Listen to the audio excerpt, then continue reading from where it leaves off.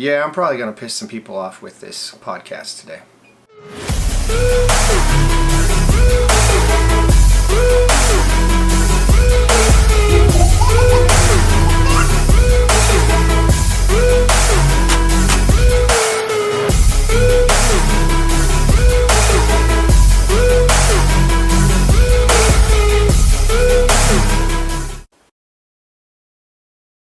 What is going on, YouTube, and welcome back to another DBA Mindset podcast. In today's podcast, we are focusing on another episode of Know Your Role. The topic of the last Know Your Role podcast was titled Not Your Average Husband, and I went over key components of what I feel will make you not an average husband, but make you stand out and strengthen your relationship with your bride. So today's topic is going to be titled Not Your Average Father, and this is something I'm very passionate about, and there's a couple key components I'm going to be going over that, again, these are key things that I feel will help you stand out.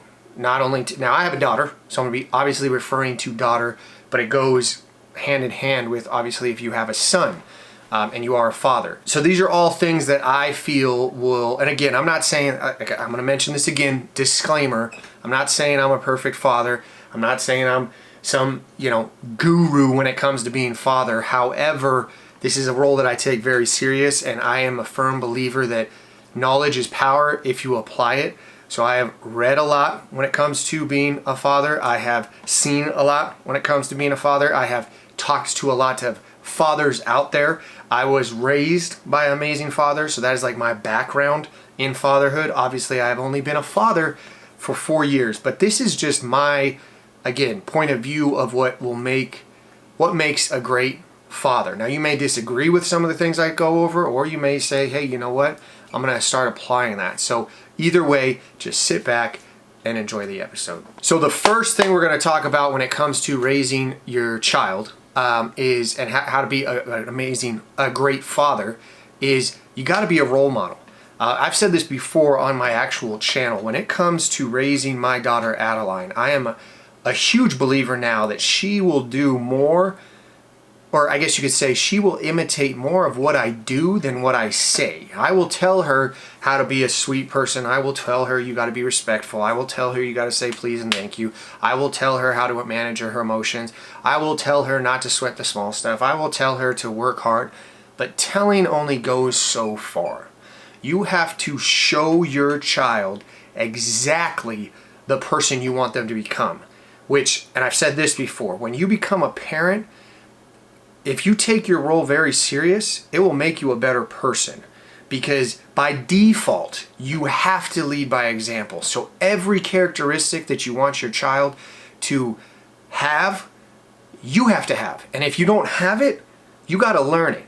I'll tell you the story of where it really hit me hard of wow, I really got to pay attention to how I talk, how I act, how I let my emotions dictate how I feel, all that stuff. When Adeline was very little, I think she was maybe a year, maybe 2, I know she was walking, I took out the trash, and when I took out the trash, I came back in, and this little girl was going into the pantry. She grabbed a trash bag, she came out, she's trying to open it, she's waving it like this, so it obviously opens up. Once it does that, then she takes the lid off the trash can, she puts it in, and she's really trying to line the trash can. Now she's doing it step for step for step. I've never told her how to do that, and Cassie at the time had never told her how to do that. She did that because of what she saw Cassie and I do. And when I saw that, it hit me like a ton of bricks, because I was like, this little human is paying attention to everything I do. Now that could be a good thing, and that could be a bad thing, depending on how you're acting. If I'm being disrespectful to Adeline's mom, if I'm cussing, if I'm being rude, if someone says something to me and I get all upset and I start cussing and I get angry, or if I'm just disrespectful to people, if I'm talking about people behind their back, Adeline's going to do all those things. And I realized that. So then I was like, okay, now this could be a good thing, because I realized I didn't even have to teach her that, right? I didn't have to spend time with her telling her how this is how you have to do it step by step by step. all I had to do was do exactly what I wanted her to do. So that made me start thinking of all the qualities that I want Adeline to have. And I literally sat down and I started making a list of like being respectful. And the list really came from what I see my students either have or lack. So if I see a student and I'm like, man, that's a great student, and I think of all the qualities they have, I think like I want to make sure that my daughter has those qualities. Or if they have really bad qualities, I'm always observing, right? If they have really bad qualities, I'm like, I don't want my daughter to do that. And then I start thinking of the qualities that I do want her to have. So I literally like started writing down like, okay, obviously they're gonna change as she gets older, but I'm like, what are some qualities that I want her to have? One, ultimatum, no cussing, right? That is something that I don't tolerate. I don't tolerate in my classroom, and everybody is like blown away. All the students, they're like, what? Like, they just think it's weird. But don't cuss. That's the easy thing because I don't cuss. Cassie doesn't cuss, so it's very easy for Adeline not to cuss. Now I know if she ever cusses, it came from something on TV or it came from a relative, and then we got to check them. So that's step number one. Another quality that I want to instill in my daughter that I don't see many people do it anymore, and it's just a simple please and thank you. Now I could tell her, and I do, I always say, hey, what do you say, mama? You know, make sure you say please, make sure you say thank you. But this is something that I have to make sure that I am doing. If Cassie gets me something, thanks babe, I appreciate that. Please, can you get me this? Or Cassie, can you get this for me, please? Anytime I'm talking to someone and I'm having an interaction, I'm always trying to say please and thank you. And again, in the grand scheme of things, I think these are qualities that make you stand out. Like, this will make her not look like your average student, not your average child, all that stuff, because again, these are qualities that I don't see a lot of people have nowadays. And when you see a child that's saying, oh, please and thank you, it like automatically they stand out, right? In a good way. Another thing that I really want to instill in her is how to talk to other people. So anytime I come home from work, I always ask, you know, Cassie, how was your day? If I get in contact with some like my family members at a get together, I'm always asking, how are they doing? How was your day? How was your week? I even do that with Adeline because again, it's just a common courtesy to check in with other people, and it's actually working. So now every night when we sit down and we're eating dinner, Adeline will say, how was work, Daddy? And I'll say, oh, it was good. And she'll even ask like, how was your boss today? And stuff like that. And it's just because we're trying to instill that like communication because, and I'll get to it, but with social media and technology nowadays, a lot of people don't know how to communicate with each other. So that's a quality again that I have to show my daughter how to communicate so that she becomes a good communicator. And another thing, this is another quality that I see a lot of people struggle with, and I even struggle with it. This is one of the ones that it's like very hard for me to be adamant about, okay, I got to make sure that I'm intentional when it comes to trying to teach her this, is listen when people are talking to you. We live in a generation that most of the time when someone is talking, they're on this. So if you're talking to me, I'm like, yeah, I'm paying attention, or they're watching TV, or they're, you know, playing video games or whatever it may be. But it is very, just check me on this. Next time you're having a conversation, see how long it takes before that person looks like they're not interested in what you're saying anymore. It's very hard, which I'll talk about why it's so hard for people to focus later on in these steps. But that is something that like when Adeline is trying to talk to me, I have to be very intentional of blocking out the entire world, putting down my phone, not looking at the TV, not looking at my computer screen, making sure that I am locked in on my daughter. And again, it just doesn't come with when I'm talking to my daughter. When my wife's talking to me, I'm very intentional about, okay, put everything away, make sure I'm focusing enough so that I'm able to say back to her what she said to me. And that's very tough to do because that means you are listening on a whole different level. So the first tip I give you is whatever qualities you want your child to have when they, you know, from, it might be in blocks of time, from like 0 to 5, 5 to 10, 10 to 20, whatever it may be. Whatever qualities you want them to have, the easiest way to make sure that they will develop those qualities is develop those qualities in yourself. So tip number one is be the person that you want your child to become. Now, tip number two, and I heard this from actually, I think it was Patrick Bet David. He heard it from some old, you know, lady that he was talking to, but when I heard it, I'm like, that is so true. Tip number two, don't give empty threats. And what that means is if you say, hey, if you keep acting like this, you're going to go to your room, and they keep acting like it, they better end up in their room. If you say, hey, if you keep acting like this, we're going to go home, and they keep acting like that, you better go home. Because, and I learned this, it's funny because a lot of the stuff that I learn on how to be a good parent, it's the same on how to be a good teacher, right? To the first 6 weeks of being a teacher, the students will check you. If you say, hey, no phones, no cussing, when you come in, you got to get on your, your warm up. If you do this, you're getting sent out of class. They're going to test you, right? Like my students do it every single year. They come in and for the first couple weeks, I got to tell them, hey, put up your phone, put up your phone, put up your phone. And they test me. They try different little things. But as long as you follow through on what you say, they eventually realize, okay, when he says he's going to do something, he's going to do it, which means I need to listen to that. And I've instilled that in Adeline. When I say I'm going to do something, or if you act a certain way, there's going to be a certain consequence.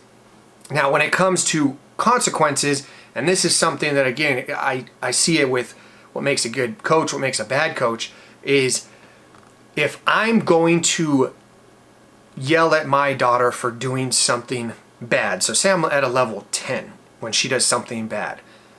When she does something good, I better come at her at like a level 15. I better make sure that she feels amazing for doing something that she was supposed to do. It's called positive reinforcement. If you are only yelling at your daughter or your child at a level 10, and then when they do something good, you're down here like at a level 2, like, hey, thank you for doing that. No. The easiest way to make sure your child does the things you want them to do is by praising them every time they do it. Now what happens is when you start doing it a lot, you end up not having to say it all the time. And then what you do is you switch it up sporadically.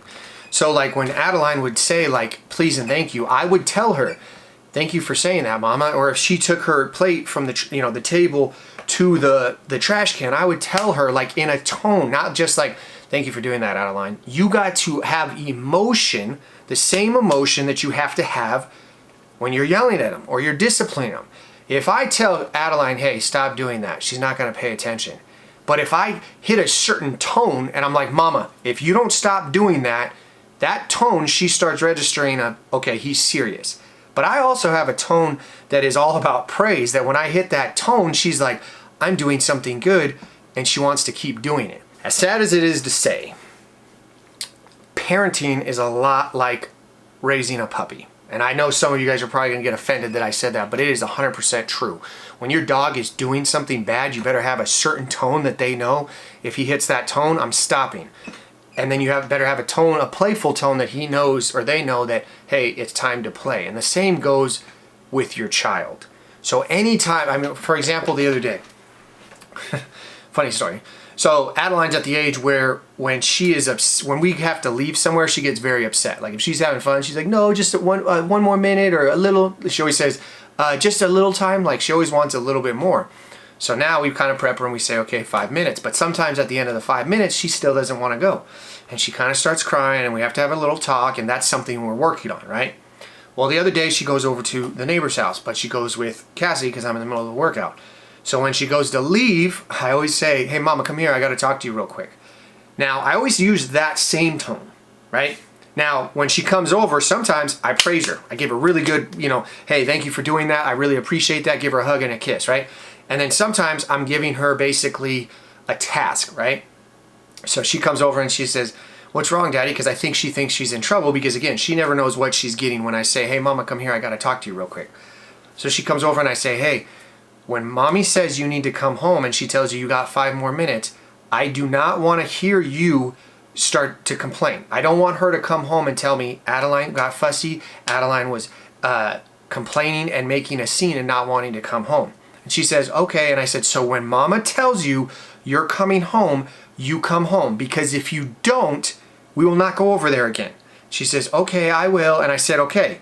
So if you make a fuss, then we're not going over there tomorrow. And that's on you. So now I put the responsibility on her. She says, okay, I will. So she leaves.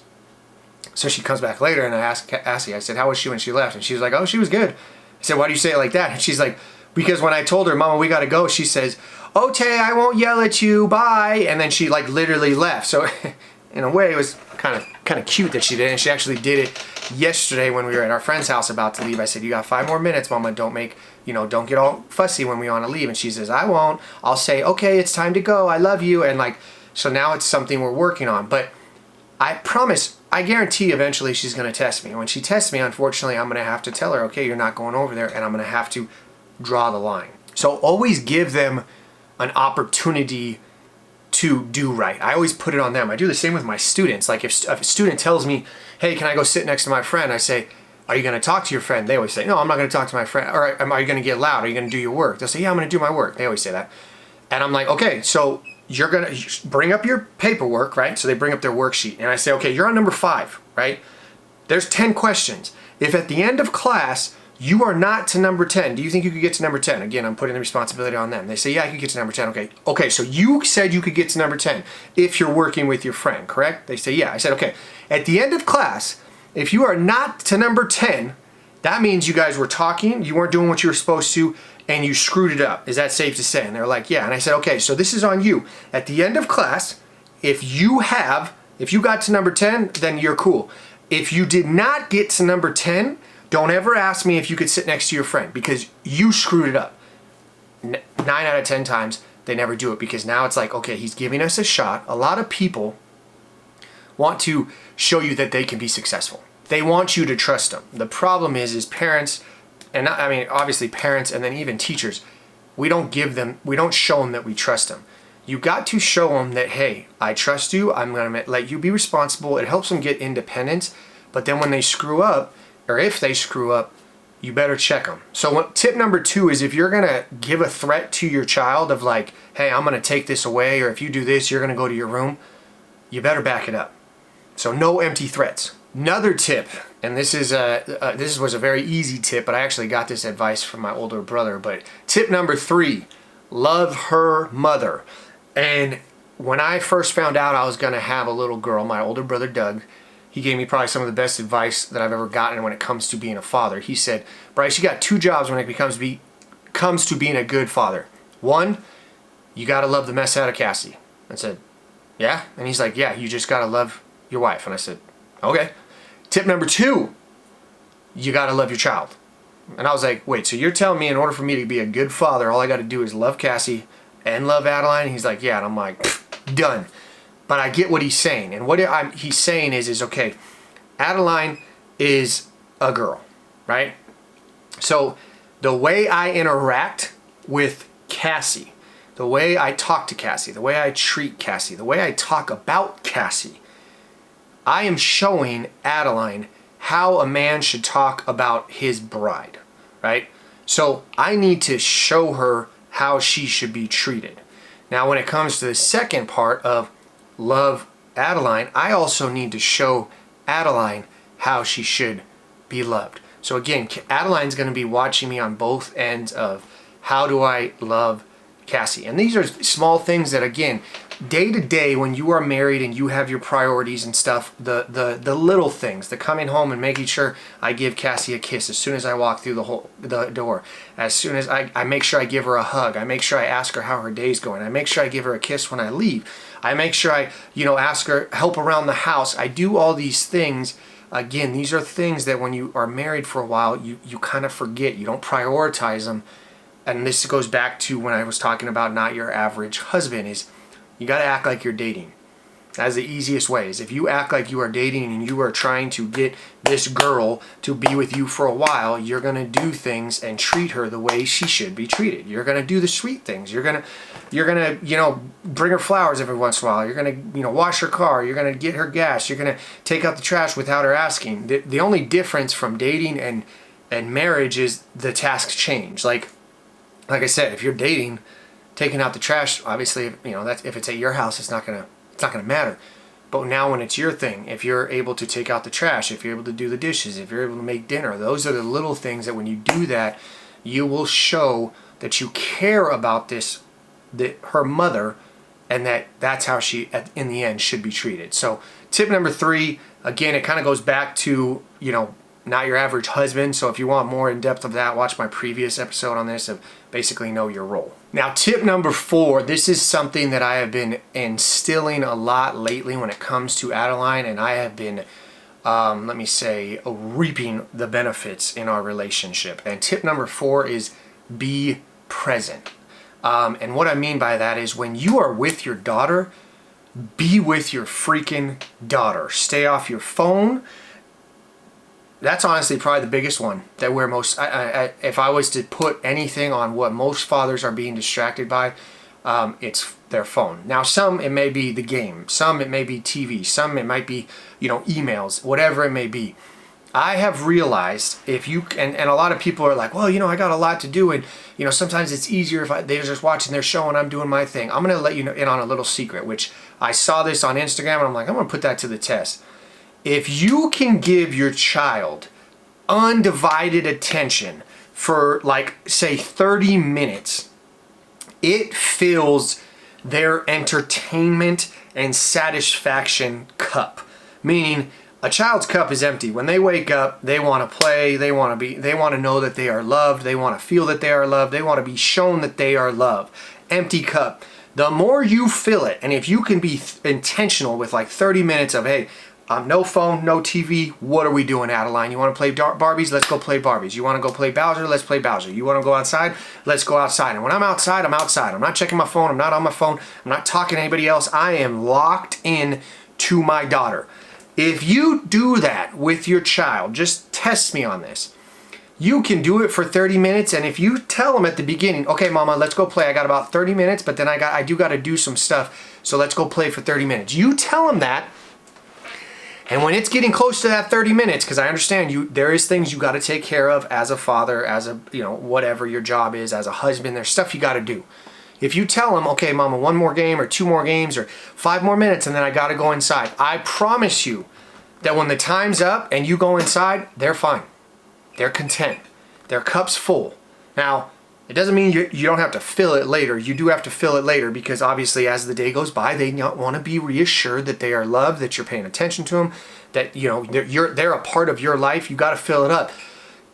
But if you give them 30 minutes as opposed to, okay, Mama, let's go play Barbies. And as she's playing Barbies, I'm checking my phone. I'm on Instagram. I'm on YouTube, or I'm walking out of the room, or I'm cleaning around the house, or whatever. That's the same thing of when it goes to being a good husband is lock in.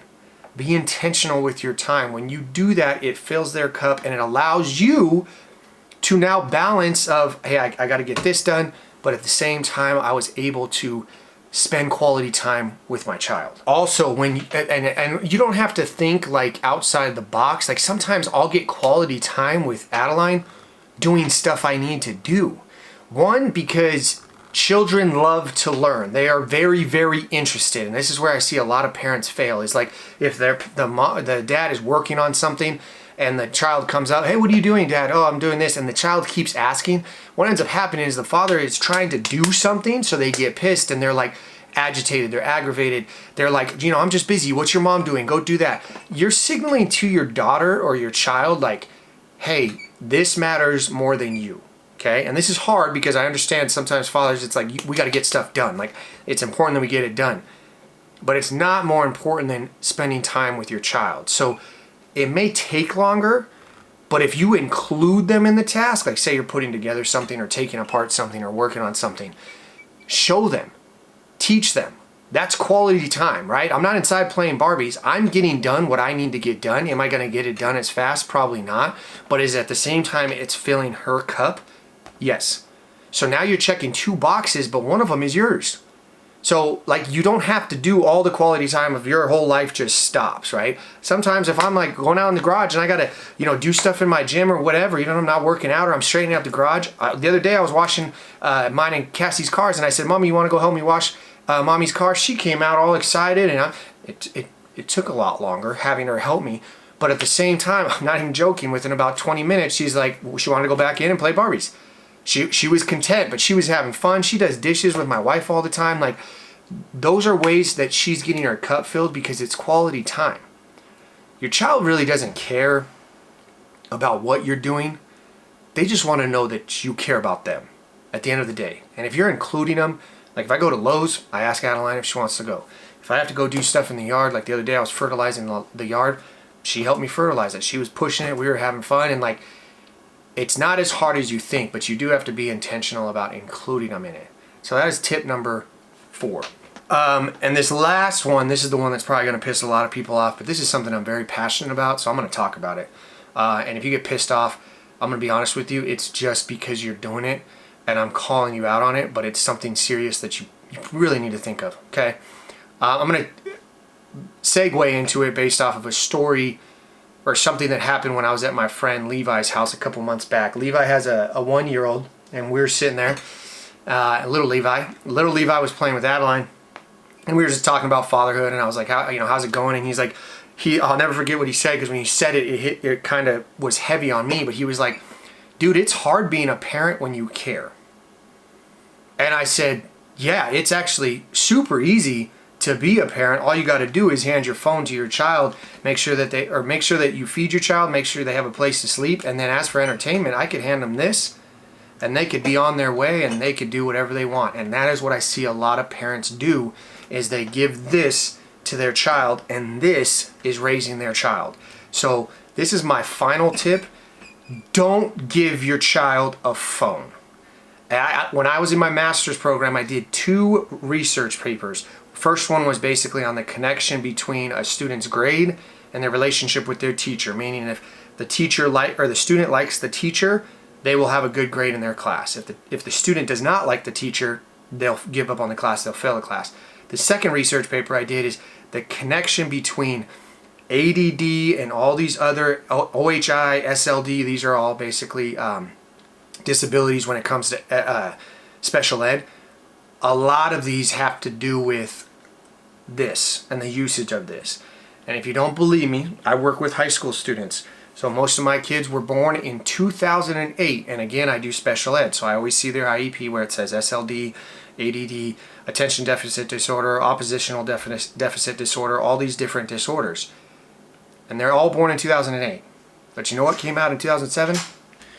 The very first iPhone.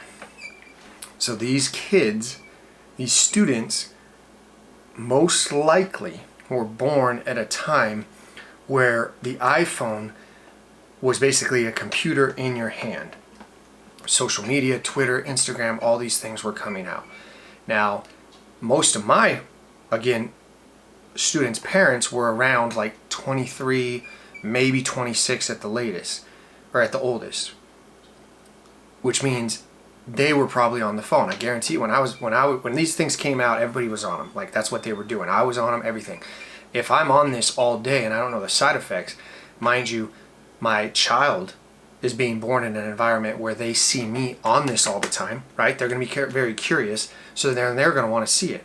Well, again, parents didn't know at the time, but by just sliding this to your child and like, oh, you could watch a show or something, it made things like going to the grocery store, going to the doctors, going to church, going to all these things a lot easier, because I could slide this over to my child, keep them entertained while I could do my thing.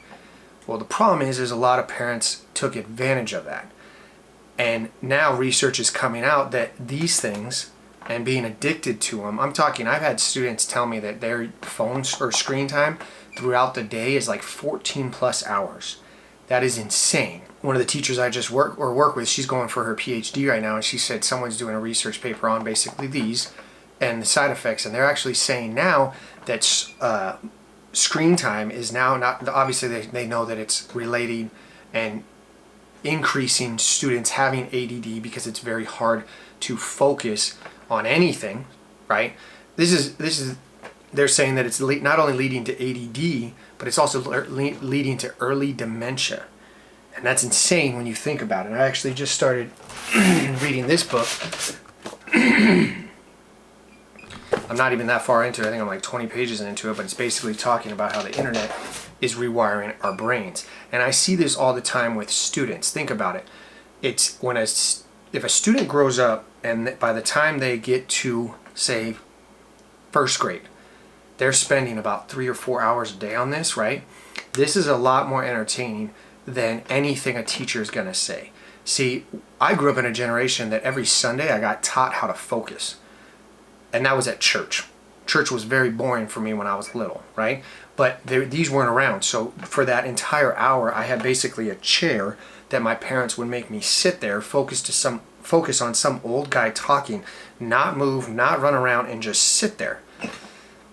That prepared me for school. Because then when I got to school and it was another old person that was very boring just talking to me, I already knew how to focus and how to pay attention. But if I grew up in a generation where this is all I was using all day for 5 hours, and then I get to school where there's this really boring old teacher talking to me, or even young teacher, I don't care how entertaining you are, we can't compete with this. So now when a student is told, hey, put away your phone and focus, they don't know how to focus, they get basically flagged of, oh, they have ADD. Now, I'm not saying that obviously ADHD and ADD aren't a real thing.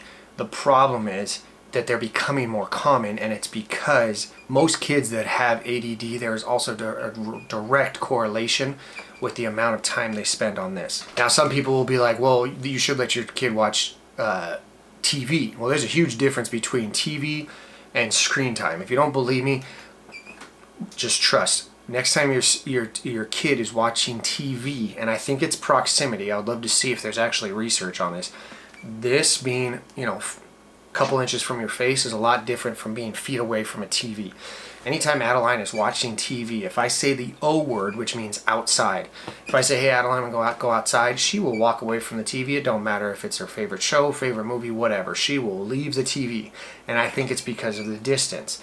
Now, when it comes to this, again, Adeline does not have one of these. She is not going to have one of these for a very long time. The only thing she has is a computer that does not work. It's just a black screen, but she'll act like she's, paying taxes and all that stuff. She's using her imagination, which that's another thing that these things destroy. Think about it if you're around my age. Again, I'm 33.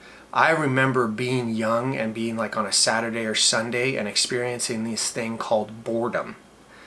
Now, the thing is when you were bored at my age, you had that basically made you motivated to solve a problem. I'm bored. This is the problem. How do I solve it?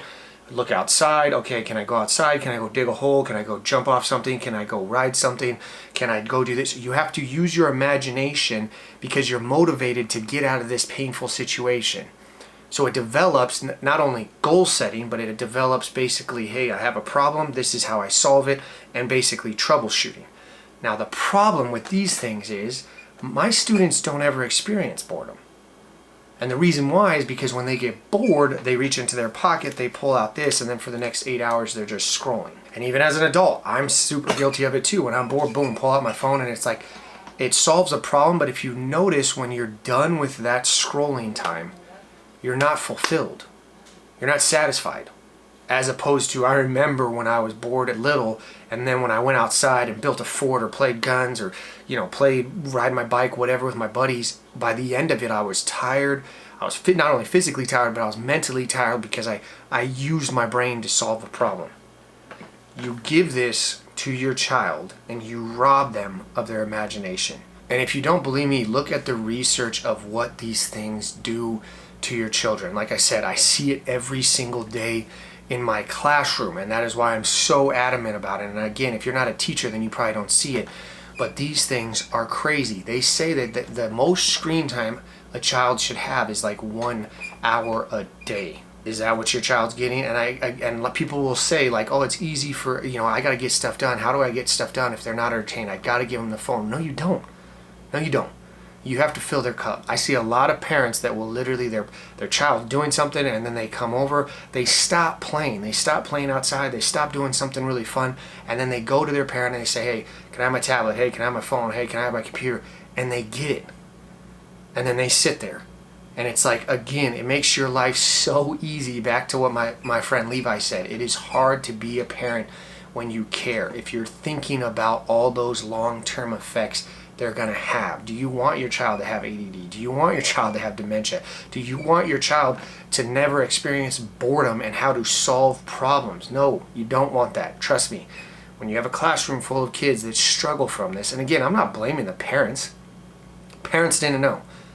Now, if you're a new parent and you're still doing it, The research is out there. The research shows that these things are not good for kids. So if you are one of those parents that, like I said, give this to your child every single day, and that is their form of entertainment, I would encourage you, do a detox. Take it away from them and be present, be with them, take away their phone, and just go, take them outside, do stuff with them, teach them how to troubleshoot, show them that you care. And the hardest part about this is if you do this to your child and now your child never experiences that, you are fighting a lot of parents. Adeline has already been in different situations where she sees people playing with tablets, playing with phones or whatever, and now she's asking about them. And I know I can't compete with that. I'm a pretty funny guy and I'm a pretty fun guy, but when it comes to entertainment on this thing, it's the devil. And I think it was actually said on Duck Dynasty. Like, if you don't think this is the devil, the iPhone, mind you, I have one, so it is what it is. If you don't think this is the devil, or the devil created this, why do you think the iPhone's symbol is an apple? Not only an apple, but a bitten apple. The original sin happened in the Garden of Eden, and it happened with a fruit that was an apple. And it started with a bite. And their sign is the apple with a bite out of it. If you don't think this is from, again, I'm not trying to be religious on you guys or anything, but if you don't think Satan is behind this thing, you're tripping. And again, like I said, I have one. So I'm not saying you have to get rid of your iPhone or whatever, but you do gotta be aware of it. And last thing, I'll leave you guys with this, because again, this is something that I've been kind of dragging on about. You brought your child into this world. Your child did not ask to be here. So I get very passionate about it, and I hate when I see these students of mine or kids, like, I could tell that they come from a home that they're not acknowledged. They're acting out because they want attention. Again, when they say ADD, I don't know if they're referring to attention, like I can't focus, or attention deficit as in I'm not getting attention from home. Like, I need attention from someone because I'm not getting it from home. And honestly, I think that ADD is a lot more common than the actual I can't focus. I think it's I don't get any attention from home, so I'm going to act out so that I get attention from somebody. And the easiest way I could explain this to you is, if you have ever been invited to a party from a friend, and when you don't know anybody, so you don't really want to go, but then you go to the party and your friend's there because they're like, oh, it's going to be fun, and you show up to the party and you don't know anybody. And then your friend totally leaves you and doesn't pay any attention to you and does what they want to do because it's like their party. They were invited to the party. They just brought you along. Imagine going through 18 years of your life like that.